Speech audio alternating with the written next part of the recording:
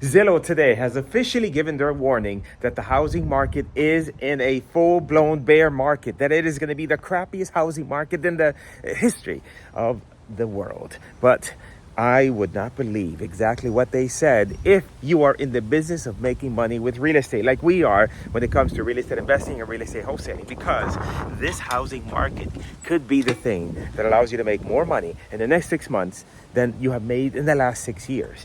And in this video, what I want to do is I want to share with you the positives and a few things to look out for to make sure that you are on the winning side of this equation. And that way you are making so much money hand over fist that you don't care, instead of working for Walmart or Target because now you have to get a job because your real estate business has completely imploded.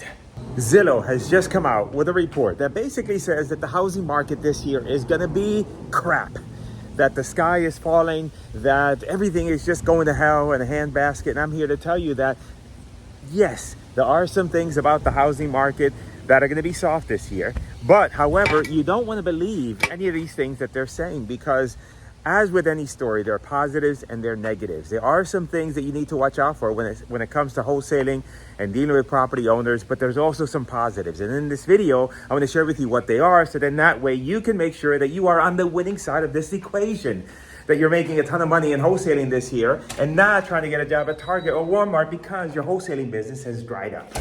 Let's talk about reason number one why this is the positive, and that is that you now have a big, humongous propaganda machine working in your favor. Because now, when you talk to property owners and they are thinking that, oh yes, I should get this much for my property, you could tell them that the sky is falling. In fact, you can prove to them that the sky is falling because you can reference the fact that Zillow and the news and everyone else is saying that real estate is going to hell in a handbasket. And so that is a positive for you, because at the end of the day, not that we want to be a fearmonger, but we want them to understand the situation at hand. That they might think that, yes, I'm going to sell my property, I'm going to sell it for top value, Chico, because it's worth that much. At the end, we got to bring them back down to reality and let them know that, hey, you know what? If you want to wait, then of course you can. But market is crap, and unless you start to realize that and make some decisions around that, the reality of the market, then you might be stuck with this property. So at the end of the day, I think it's a positive from the perspective that now we have a particular theme in the marketplace that we can grab onto, which then will allow us to communicate with property owners and let them know that, hey, we might just be an option that might be a great option for you. The next positive is that there's going to be a large number of leads coming your way, because more and more people are going to be sitting on the market with their homes unsold. A lot of people don't want the uncertainty of what happens if I put the property in the market. Is it going to sell? Is it not going to sell? It's going to take forever. So a lot of those people are going to be reaching out to real estate investors like you and I for a solution to their problem property. And then with that larger influx of people, now you can be in a better position, a better situation to make the right offers and to know that you have a lot of opportunities your way, which means that you're going to cherry pick the best deals possible. And to me, that is a great thing, because again, if you only have a handful of leads, that's a problem. But if you're inundated with people reaching out to you because their property has to be sold and they're afraid of the market, then that is certainly going to be a positive for you. Another positive for you is that there's going to be less retail buyers out there, which means that a lot of the homes are going to be sitting on the market. So that means that when you are speaking with a property owner and you can tell them, look, in your market, look how long the homes are sitting for. They're sitting in the market for 30 or 45 days or 60 days. Some of them are going unsold for the longest period of time. There's so much inventory. And that's because the demand from retail buyers has dramatically decreased. And so, the conversation with the property owners is yes, certainly you can sell for top dollar if you'd like. You can list it with an agent if you want to wait the potential 6 to 8 months in order to get that price. And then by the time you finally find that buyer, the market may have further declined, which means that then now you are at less money than you thought possible. And so either A, you can sell later and take your chances, or you can do something now and preserve your equity and then be done with it. And so that's this conversation that needs to happen with you and these property owners. Now, here's the thing. I'm not going to paint a rosy picture of the situation, right? Because there are some negatives, and I want you to make sure that you're aware of what these negatives are so you can make sure that you are prepared for this.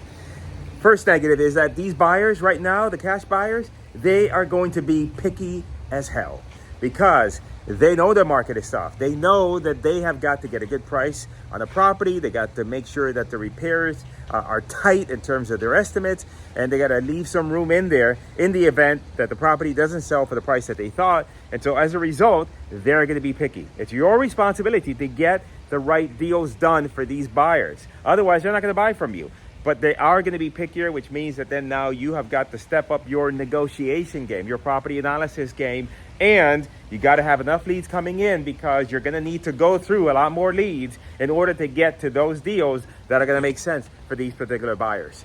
The second negative thing is that the ARVs at the exit point, meaning that you're going to wholesale property to an end buyer and they're going to go ahead and then sell it and eventually make money from it, that final price is going to be lower for them.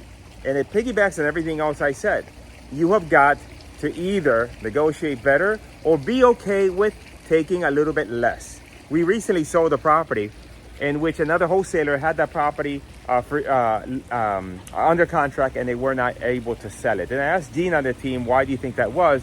And he said simply that the other wholesaler was asking way too much money for that deal. They were trying to squeeze out like a $45,000, $50,000 assignment.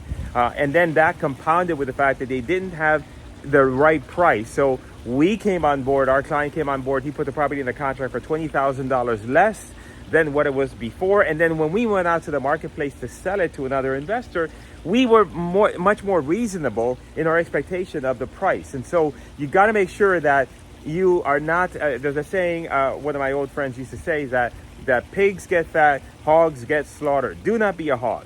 You've got to leave money on the table for the other real estate investor, the rehabber that's going to take that deal. And if you try to be a hog, you're going to end up not getting anything.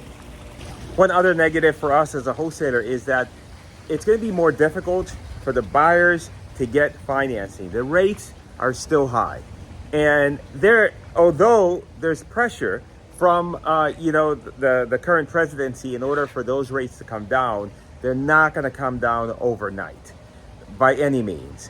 And so you still have that situation where there's a problem in certain areas with affordability, with buyers being able to qualify for these mortgages. And if you compound that with the fact that, with a lot of these buyers, sometimes they may have had a loss of income. They may have had a change of jobs. And all those things contribute to the fact that there's going to be less people out there with money in hand and the ability to get financing. And all that trickles down to the rehabbers, right? So the rehabbers, if you think about this is very, very important.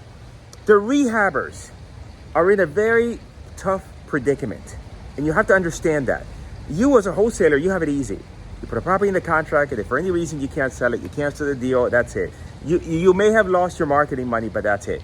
If a rehabber makes a mistake, they are out a ton of money. All right, they can go from, I thought I was going to make 30 grand on a deal, to now all of a sudden now they're barely making any money, they're losing money, they're negative. Now the whole business has grinded to a halt. Why? Because they were intending for that property to sell so they could buy others, but now they don't have that ability.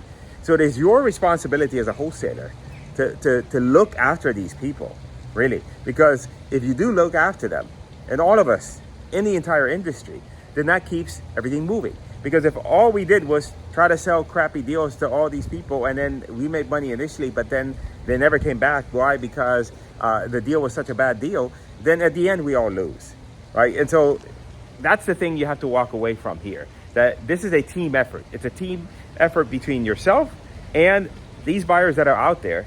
And if you don't look after them with those things that I mentioned, then the whole industry is in jeopardy, because at the end of the day, we make money when they make money. So the question is, how do you create a net so that you can capture as many of these motivated sellers as possible, so that way you have the opportunity to do deals, because there's going to be a lot more of them out there. The best way I know how to do that is through online marketing. So why don't you watch that video right there that details specifically how to go out and find motivated sellers using Facebook ads, and then that way you can put yourself in a position to win this year.